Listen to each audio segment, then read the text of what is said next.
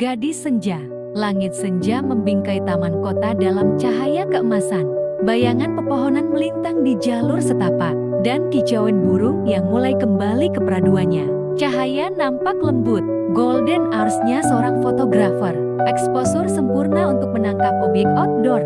Adem, seorang street photographer, duduk di bangku taman dengan kamera mirrorless Canon EOS R8-nya.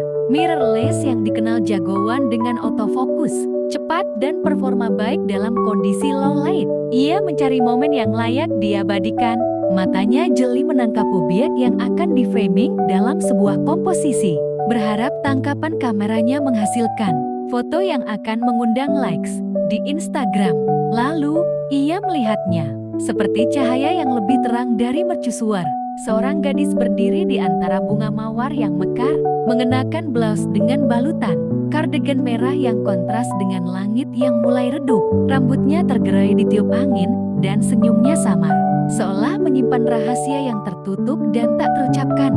Tanpa pikir panjang, Adem mengangkat kameranya dan mengabadikan momen itu melalui kekeran lensa 35 mm dengan aperture f1,8 agar menghasilkan efek bokeh, efek buram pada latar objek. Setiap sore, gadis itu selalu ada di taman, berdiri di tempat yang sama, mengenakan kardigan merah yang sama.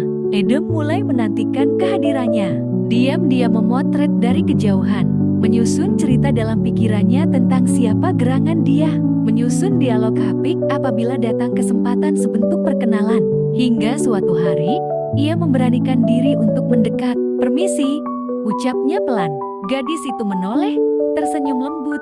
"Ya, aku sering melihatmu di sini. Bolehkah aku mengambil fotomu?" Gadis itu mengangguk. "Tentu, tapi hanya satu kali." Adem mengabadikannya sekali lagi. Kali ini dari dekat. Ia memilih menggunakan lensa RF 50 mm f1,8 karena focal length 50 mm mendekati perspektif mata manusia, menghasilkan foto yang terlihat alami dan tidak terdistorsi tanpa harus mendorong nilai ISO. Saat ia menurunkan kamera dan ingin bertanya namanya, gadis itu sudah berjalan pergi. Langkahnya ringan seperti bayangan, menghilang di telan rimbunan pohon taman kota. Tanpa jejak, kemana dia? Malamnya, Adem mentransfer file fotonya ke dalam laptop agar bisa diolah ke dalam Adobe Lightroom, sebuah aplikasi editing foto, sambil berharap untuk menelusuri kecantikan gadis itu lebih dekat. Namun, ada yang aneh. Semua foto yang diambilnya selama itu, termasuk yang terakhir, hanya menampilkan taman yang kosong. Tak ada gadis bercardigan merah di sana. Keesokan harinya, ia kembali ke taman, bertanya pada penjaga di sana. Jawaban yang ia dapatkan membuatnya meragukan akal rasionalnya. "Gak mungkin," dikatakan petugas taman.